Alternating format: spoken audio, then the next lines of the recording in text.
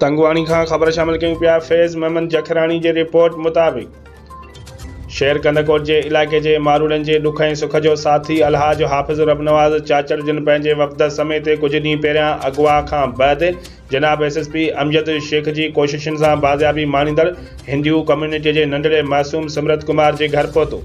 नंढड़े सिमरत कुमार जी बाज़ियाबीअ ते वारसनि खे मुबारकबाद ॾिनी। नंढड़े जे वालिद अजीत कुमार ऐं हिंदू बिरादरी जे मुअज़्ज़िज़ अलहाज हाफ़िज़ रबनवाज़ चाचड़ जो शुक्रियो ऐं उन जी कोशिशुनि खे साराहींदे चयो त इन में को शक नाहे त जमियत उलमा इस्लाम बिला तफ़रीक़ इंसानियत जी ख़िदमत ऐं मज़लूमनि जी हिमायत करे पई।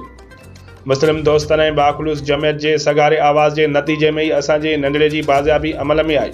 अलहाज हाफ़िज़ रबनवाज़ चाचड़ हिंदू बिरादरी जे दोस्तनि खे यकीन ॾियारींदे चयो त जमियत उलमा इस्लाम हमेशह जीअं पंहिंजे तसलसल खे बरक़रार रखंदे अवां जी हर मुश्किल घड़ीअ में तव्हां सां गॾु आहे ऐं रहंदी।